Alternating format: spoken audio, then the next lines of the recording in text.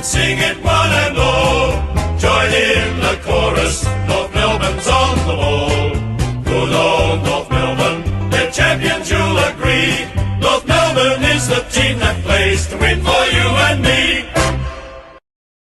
Welcome back, Shinboners. On today's podcast, we will be previewing this Saturday's clash against the Swans under the lid at Marvel, prime time Saturday night, but hot off the press.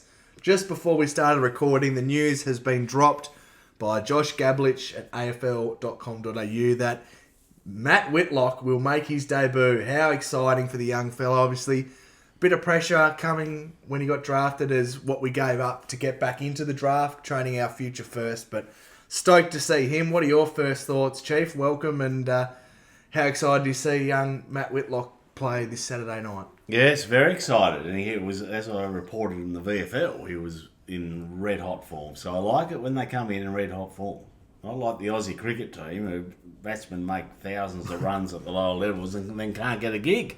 By the time they do, 2.5 years later, they're out of form. So bring him in when he's running hot. What do you think his matchup will be? Oh, it's an interesting one. We'll talk about that a little bit later. But Big Witters, how good, as I call him, Witters. Yeah. It's a nickname I'm rolling with. Don't know if the club are, but we here on the Shinboners podcast are. So stoked to see him, and a lot of North supporters really excited to see what he can bring. And for those who might not be fully across the VFL, some of the things you can expect from him that we've seen so far.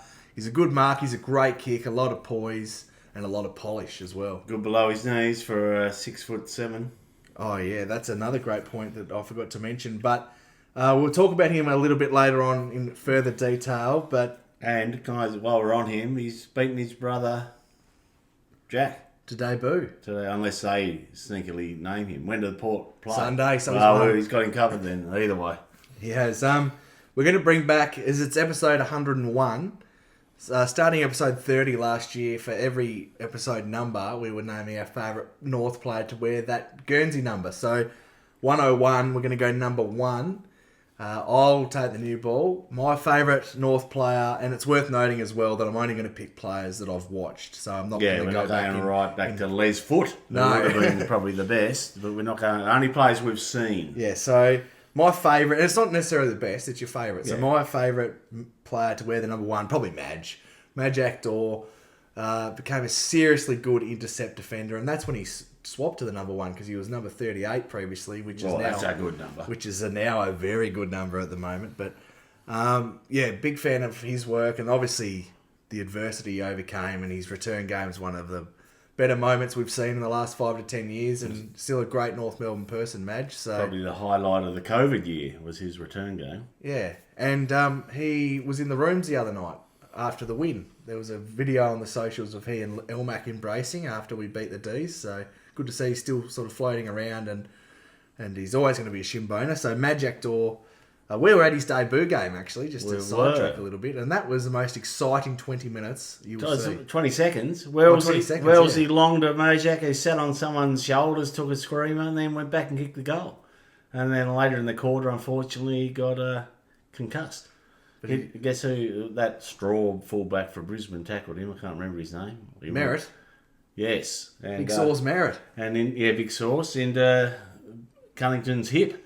And he went, and the Tweety birds started spinning around his head, unfortunately. But we thought we had the next Wayne Carey. When the start was magnificent. What about you? Who is your favourite number 1 of all time? Yeah, no, that I've seen. It's a criteria. Hamish McIntosh. Big H, big ruckman, picked 9 in the draft. 107 games for the mighty Shinboners, and he made the All-Australian squad in 2007. Boy, pretty good effort, isn't it? Is. I'd forgotten about that. And guess who was the All-Australian ruckman? 2007. Was it Ottens? No, it was a pretty good ruckman, Dean Cox. Who, of course, is the coach we're coming up against this week. Oh, jeez, you've gone really into the history books. I thought I was going to say something, but yeah, I like him. Well, I've got a soft spot for the big ruckman, so he was good.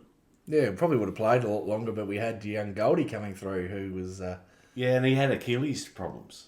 Had some injury issues, and we'd forgotten about him. I remember last year we were going through all the Achilles injuries North have had. Well, there's another one you can add to the list.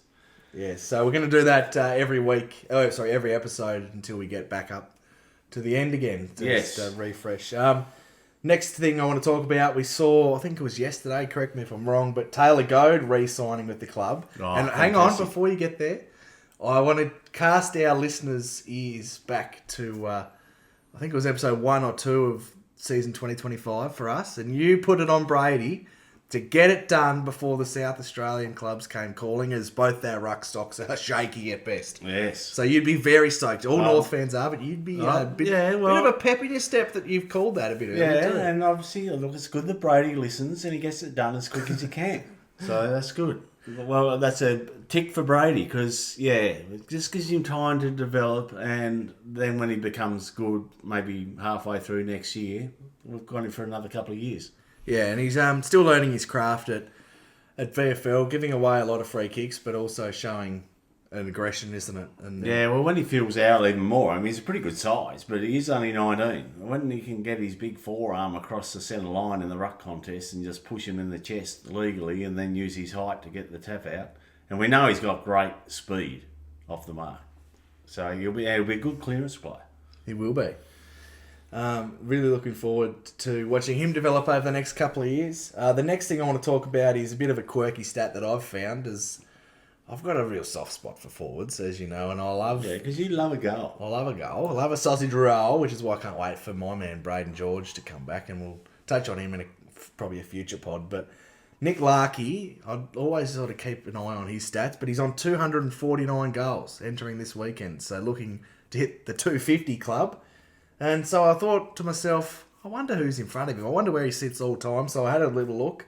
And so when he kicks his 250th, he'll move to tied 18th with Corey McKernan. Yep. But obviously, for those playing at home, Nick Larkey, 75 less games to hit the number, but Corey was obviously a dual position player as well. Yes, Ruckman forward. And had Sort of revolutionised the ruck, because he'd run forward and get on the end of them. And how good was he in the 99 grand final? Just throw back to that. Awesome. For Corey. And he had to share the foreline with the goat as well, so that makes it hard to get on the end of him when they kick him out to carry, as you would. Yeah, well, Frog, who's waiting in the wings and doing some awesome work in the twos to get back on the pod. He's Matt Whitlock-like numbers. Yes, he put up some stats the other day, didn't he? We had about 5 players kicking heaps of goals. Like we had Carey, McKernan... I've forgotten now. There were about 5 who all kicked over 40 in a year. Yeah. Or some stat like that. It shows how good we were back in the 90s, mid-90s. We're going to cast our eye to this weekend's clash now. So, up against the Swans, who are 1 and 2, coming in off the bye. Obviously, a big game for Luke Parker as he played 292, I want to say, games for the Swans there. And it'll be interesting to see how he goes, because we know what he's like, and he likes a bit of a chirp on the field. So I wonder, there'll be a bit of crash and bash between him and probably Chad Warner, I would think. But that'll be worth keeping an eye on. Just on an injury update, Zach Fisher won't play reserves this week, out with a concussion. Griffin Logue was a test. Be interesting to see come selection tonight with Matt Whitlock playing, what they're going to do there. Might be conservative. Yeah. You've really got Kevin frightened, haven't Yeah. you? You've really got him worried. I have. And then Eddie Ford, a 2 to 3 week hamstring, which is better than the 6 to 8 that we're seeing these days. We're seeing them a lot these days. Hamstrings are always 3 weeks, pretty much. But his was more awareness too. I think so. It was very low grade, but yeah, we've had some long hamstrings. But speaking of hamstrings, the favourite hamstring at the club is back in the VFL this week. Well, I'm happy to donate my hamstrings to the great man, because for those who aren't fully aware what we're talking about, George Wardlaw the aim is for him to play some minutes at VFL. I reckon he'll probably play a quarter and a half. Or something half. like that. They won't push him too hard, but he'll push himself hard, but they'll have to hold the reins tight. Yeah. They won't be getting the whips out for him just yet. And then having a look at Sydney, so Tom Papley confirmed today to be out for 6 to 8 weeks, which benefits us because he tears us apart. We don't really have a like-for-like matchup for him. His speed kills us, and he loves getting out the back, doesn't he? Going up and then coming out the back of the stoppage and getting loose inside around that 50 mark. And I noticed in Dean Cox's press conference today, he ruled out Logan McDonald playing, which I can't believe they were even some media outlets were running with it. He's going to come back. He hasn't played since the grand final. He hasn't played any football. And they're never going to put him straight back in the ones. No, you can't do that against Kangas this year. Not with the pressure. No. Jeez. Anyway, so then they've obviously got a few others out with Mills and Taylor Adams and stuff. But Taylor Adams is... I don't know why they recruited him, really. I think outside of Papley, and this is even questionable, all their big stars will be playing. Yes. Oh, no, sorry, I've forgotten one. Errol. Errol's probably arguably their best player. I think he is their best player. So let's have a look at last time we played the Swans. It was a bad day. I reckon it was up there in our top 3 worst performances for the year. Soundly beaten by the Swans at the SCG in round 18, going down by 79 points. Some of our best on that day. Well, I had to look back again, Chief, at the Basti votes. Very well. They're the most prestigious, so keep going. And my man Cam got the perfect 10. He had 21 and 2. And if you remember back to the game, he had Nick Blakey matched up on him and absolutely torched him. Yeah, well, that could be the matchup. Oh, we'll get to that in a minute. But some other players that impressed. Harry had the 29 disposals, and Nick Larkey also kicked 3 on Tom McCartan, who is most likely going to be the matchup there, but we'll touch on the matchups in just a second. Talking about the changes we want to see in the team. So I did this yesterday, so obviously it's not correct, but I had Logan Hardiman coming in for Pink and Tucker. As we mentioned off the top, Matt Whitlock will play. So I think that probably says to me that Griffin Logue's not ready, or it's concerning with Tristan Sherry being a bit of a watch. I mean, it was brought up at the Clarko's presser.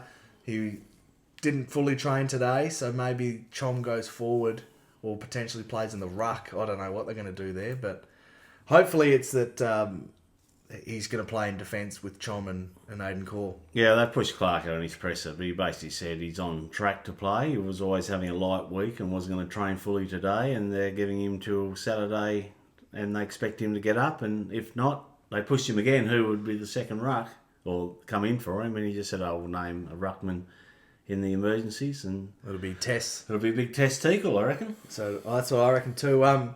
Just worth noting, for those who aren't fully across Whitlock as a player, I think he has the ability to play on talls and smalls as well, even though he's that 195 size. I think he can play on small plays as well. He's agile. As you mentioned, he's great below his knees, so they might even play the 4. And he can be an interceptor. That's the key. So you won't have to just keep trying to free up Chom to be the intercept mark. He'll be able to do it as well. And I like Hardiman to come in because he'll bring a bit more pace, a bit more dare and run off the back line. Yeah, and Tucker's been serviceable, but I think that's what we need. And yep. We flagged last pod about potentially Harry going back. If they don't do that, you definitely need Hardiman in because you need more than CD to be able to offer something different out of defence. And we mentioned in our previews for the season that we think he can only play one of McDonald or Tucker. Yep. And 3 for 3 for mine. I think McDonald's been better than him in every single game. Yeah, absolutely. And McDonald's... we've said last pod that he's been really impressive to start the year. Yeah, and we need another user out of there and someone who can break the lines with pace. And I think Hardiman can do that. And we're not expecting the world from him because he's only a 3-game player. But he's got really games into him and a fast track at Marvel under the lid. Prime time, baby, 7:30. I think we give him a crack. Yeah, I agree. And I think he's got a lot of grit in him as well. He offers more defensively than a Fisher or a McKercher as well. Yes. Sorry, what were you saying? I'll cut you off before. No, you've lost it, haven't you? I lost the plot. Let's have a look at the midfield battle. So that's where the gains won and lost, as Clarko says every week. That's the truth. So we look at the ruck and Big X, hoping he plays. Clarko said it wasn't planned for him to do the full training anyway. So he's going to go up against Brodie Grundy, and they also play a second ruck in Pete Laddams. And Grundy's been subbed off a couple of times, shockingly out of form. Big X. And Grundy's another one who doesn't really excited by the rough and tough of it. Well, Grundy is more a clearance player. He's handy in the ruck, but his one wood is he can bring that clearance game which X has. But the danger signs are Grundy was the only one who beat X last year, and he won on points in their one meeting last year, I thought. I think he beat him pretty easily, actually. Yeah. From memory. Yeah, well, I like X, so it's only on points. Yeah. It wasn't a knockout, but Yeah, so just and with X maybe a little bit underdone, that may be a watch. But if you're saying Grundy's out of form and being subbed off, well, yeah, X should have a good outing. What are the other matchups? Oh, and Laddams, well, he's just a VFL type backup ruckman, isn't he? But he's more... He embraced the crash and bash a little bit more than Grundy, I reckon. Yeah. Then looking at that midfield, they've got the stars that are Chad Warner, who killed us last year. I think he had 30 and 3, and he's burst. And he's another one who likes to get running when they've got the ball, and we've got to be very conscious of him defensively. Heaney's a star. He can do it forward and in the midfield. James Rowbottom's someone for them who goes under the radar, good in and under clearance player, similar to a Jack Finey, I think, and he's a bit can be defensive. Is it a defensive mid? I think going back to Warner, big watch on him because he can break the game open in 10 minutes. Yeah. Then James Jordan, he's the interesting one. We were speaking off air yesterday, and I reckon he's the best tagger in the game. He doesn't get beaten very often. I think he'll tag again, and I think it'll be either LDU or Harry Sheasel, which I hope it's not Harry because, we really need him to step up. Yeah. I think LDU is more powerful from stoppage and could shake a tag better than Harry. Yeah, well, we'll see how we go. But if he gets a tag, just take him forward. Yeah. We've got enough midfielders to have that. If it's a hard tag, take him to where he doesn't want to be. Maybe all the way even down to the cage. Take him to the cage. I like it. Well, that's another thing. Harry 1-on-1 would be a handful. Yeah, and LDU 1-on-1 would be a big handful for him with the burst speed and the size of his frame. He's bigger than Jordan. Let's have a look at the defensive matchups. So they play 3 key forwards going off their side from last week, and I expect that to be the same. So they've got Toby McLean, Joel Amati, and their second ruckman resting forward. So the matchups I've sort of thought of, I think McLean probably gets core. Amati to Griffin Logue, and then Whitlock or Chom to the second ruck. But this is all... It's hard to say with not knowing who's coming out. I haven't looked at this, but I'd have core on Amati. I think Amati's more your lead-up player, and I think that's more suits core. Well, shoulder core. I think Logue's... He won't get beaten. Back shoulder. Logue's a better athlete, though. You can go with Do you think so, though? Yeah, you keep pumping that up. I'm yet to be convinced. I think he's a... Well, either he's a better athlete or our players are not good athletes because he's always top 5 in the bloody time trials and everything. So he's got good closing speed, but so does core, actually, to be fair. So I don't think there's a... The previous weeks we've said, this defender has to play on this key forward. I think it's pretty fluid with the Swans. I think they could probably rotate that, and there's no clear matchups either way. But someone who is dangerous in their forward line is Isaac Heaney when he's in there. I'm sending Luke McDonald that matchup. Yep. And another player, Will Hayward, always pops up and kicks a couple. So El Mac's another good matchup for him as well. We can't play on both of them. I know. Who's playing the other one? I think probably Finn O'Sullivan goes to Hayward when Heaney's forward. Yeah. And you've got the Whitlock coming in too. But he can also go forward. So who knows? I know he's played all his VFL in defence, but he does have that versatility from his under-18s. He does. And the addition of Matt Whitlock's got a lot of thoughts going. I don't know, who's going to play where. And it's good to have versatility in a side. That's what Clarko wants. Yeah. He wants you to be able to play more than one position. Absolutely. And he wants a good user. And that's what he's provided Whitlock, so far. for his size, brings some good use. So having a look at their small forwards, they've got Tom Hanley, who's only played a couple of games. Caden Cleary, I reckon, will probably come in for them. He had 37 and a couple of goals in the VFL, but he'll be pushed to a sort of a small forward, half forward role. And then we have a look at our forward line. As I mentioned, Nick Larkey probably gets the McCartan against him. Jack Darling probably gets Joel Hamling. And Cam Zerha, I think they should send him to Blakey again. Yeah, make him accountable. Yeah, I like it. And I've forgotten he did such a good job on him last year, so let's do that again. So I had a look at the stats, and Blakey had 3 disposals in the first half because he had to be so cautious about Zerha, and Zerha was flying up and saying, you go and run, lizard, with you. Not great for audio, that, but I was doing the lizard for audio, run. not great for visual. Yes, exactly. But I think expose him that way, make him defend, because he's an offensive weapon. But my biggest watch is, I was really hot on this round 1 against the Dogs. But if we're asleep and let him, some little Tom Hanley who Kano operator can't make the distance from 50, and we're asleep and the Lizard sneaks his way up and rolls around and kicks a goal from 50, I'll tear my hair out. Yes. Because Bailey Dale got us not once but twice. Yes. And if Clarko's not got that written on the whiteboard in big bold letters, Yep. then I'll straight up spew Terry Wallace if he ends up with one of those goals on the weekend. Yeah, I agree. And then having a look at their other back line, man, they've got Dane Rampy. He's about 50. Yes. Ollie Florent. And he's undersized. So he does a great job, but he's undersized. Like, he can't match up on Soof, surely. Not without a lot of holding on. They've got Ollie Florent. Who's he going to do? Darling? Or he had Hamling on Darling. Yeah, Rampy probably goes to Zerha. That's what they'll want to do. Oh, that's what they'll want, yeah. Ollie Florent in there as well. Riley Bice is one who's come on for them as a bit of a... Started as a sub, but he's providing a lot of run out there. And then they love having the ball in Robert's hands. Yep.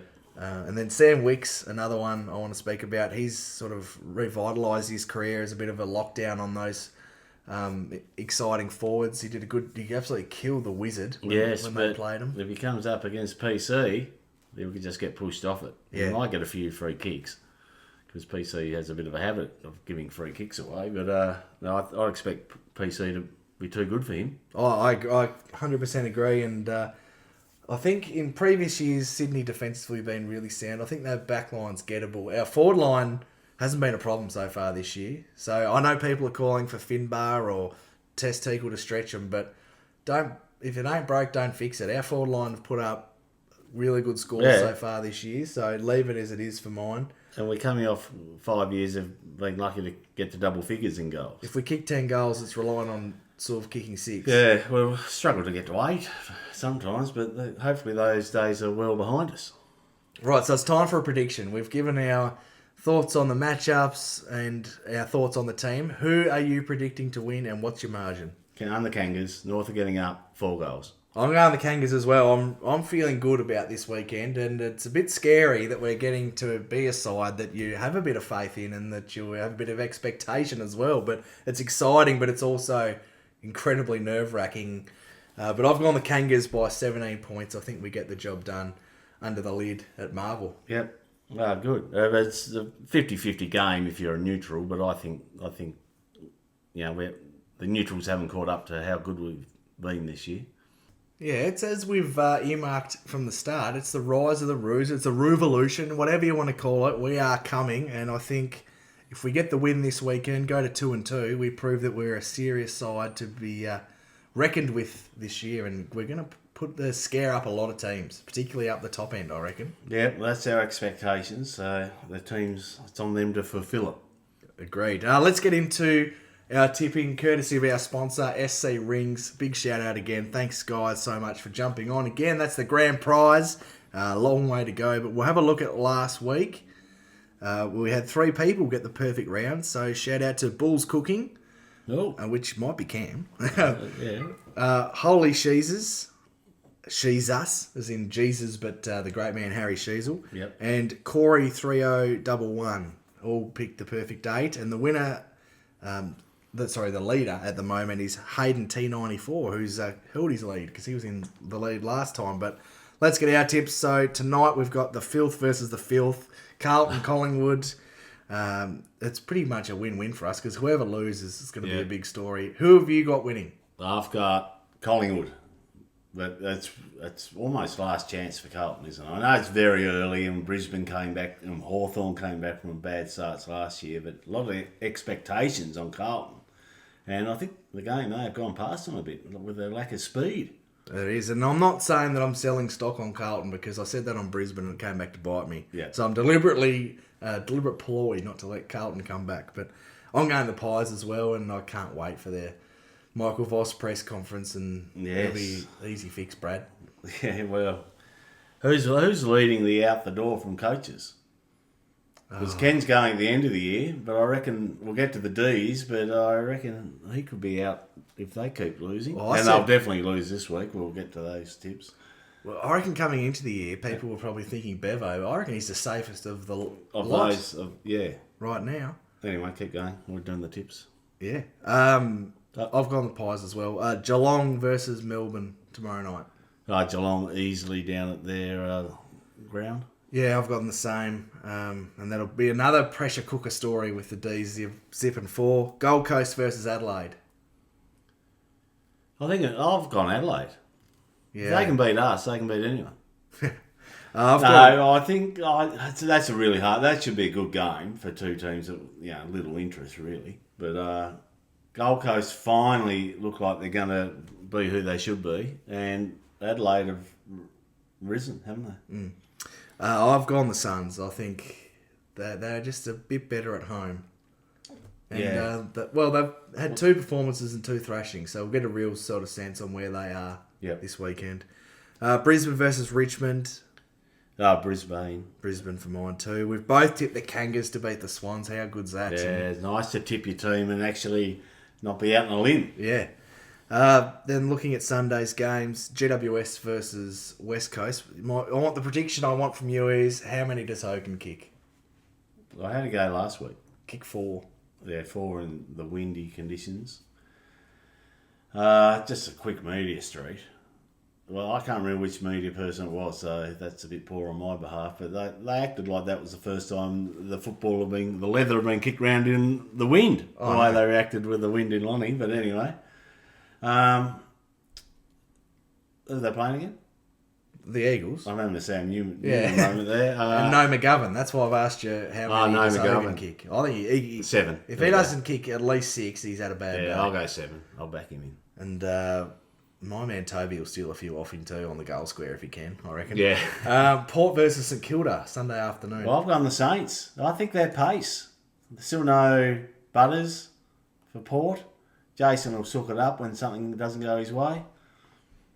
Well, I've gone Port because I've had enough of St Kilda supporters this week. This is almost a battle of the pretenders, isn't it? It is. So I think St Kilda are a bit more real than Port at this stage. Well, I think Port, they've beaten no one. They've been poor this year. They'll do their little never tear us apart, and they'll beat a nothing side and get the pressure off Ken for another week. And if they get beaten though, they'll do the never tear us apart and then start putting the tarps up. Yeah, I like that. I like it a lot. But if Port win and Russell, you're quite brilliant, Shane, in the press, which would be good because he's getting a bit too chirpy about North. And during the week on the agenda setters, talking about we'd pay $1 million not to play in WA.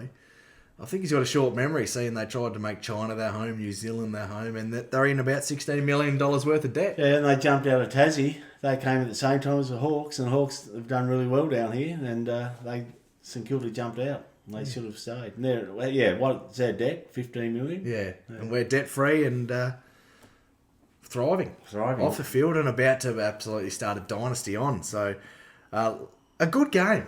This is an underrated game for mine to finish the round. We've got the Freo Dockers against the Doggies over at Optus. Yes. I think this could be sneaky game of the round. It's not being talked about at all. Well, the Freo have underperformed so far, haven't they? But I wanted to tip the Doggies, but I've gone the home ground Freo just.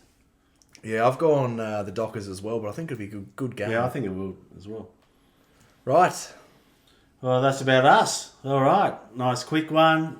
Breaking news here, like Mitch Cleary. No, I'm better than him, just quickly. Just quickly. Who are you then? I don't know. The Tuma, yeah, he's a good one. I like him. Favourite. Him and Riley Beveridge, the two best in the game, because it's not about the ego. It's not about them. They just report the facts. They don't speculate, and that's what I like. That's because they work for the AFL, so they're probably going to play a fairly straight bat. Yeah. And not say anything against the boss. No, exactly. Before we go... But anyway, the breaking news, and we'll repeat again, Whitlock in.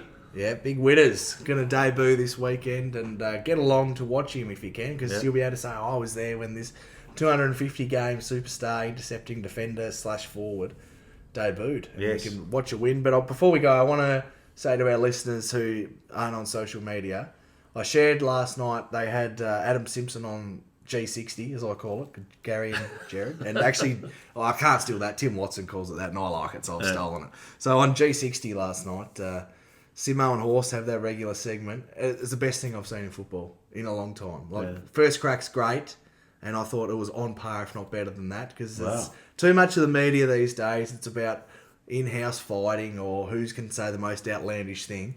Simo went in great detail about the bubbles of defence, the layers of defence, and how teams adjust mid-game, and I thought it was absolutely fascinating. I'm going to go and watch it. So it was about a 5-minute clip, and I highly recommend people who like that aspect of footy, zones, and learning a bit more about defensive patterns. I thought it was a great segment by the former Shinboner, and it's got me bang on. We need to get him back at the club next year, because this year he's still under contract at West Coast. Yeah, so he's getting paid by them. And Channel to bag them and too. Fox. How good. Yeah, I know. Well, Clarko had the same from Hawthorn. He went on a world trip. Yeah, he did. He was over there with Steve Kerr and Steph Curry. Yeah.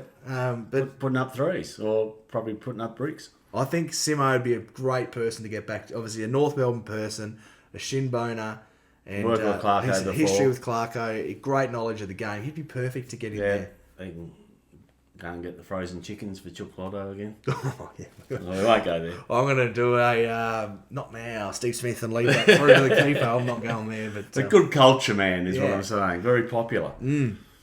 Right. We might leave it there before we get a bit rogue. Yes. We'll be back to review our hopeful win on probably Sunday, I reckon. Well, expected win from me. It'll be a down pot if we haven't won. Yeah, I think we've got to be in it. Yeah. With 5 or 10 minutes to go, we've got to be in the game. Expectations rise, so the disappointment rises as well if we don't get the chocolates. Yes, and just a quick reminder to our listeners, look for the forum to put your questions in post-game as well. And if you want to send a voice message in asking a question, send it to shimbonerspodcast@gmail.com and it'll get played on our review pod. Just a nice short and sharp one. We're looking forward to Saturday night's game, expecting a win, which is good and bad. It's scary. I hope we perform. We've been pretty solid so far this year. But that's just about us, and hopefully get the 4 points. Yep, get along if you can.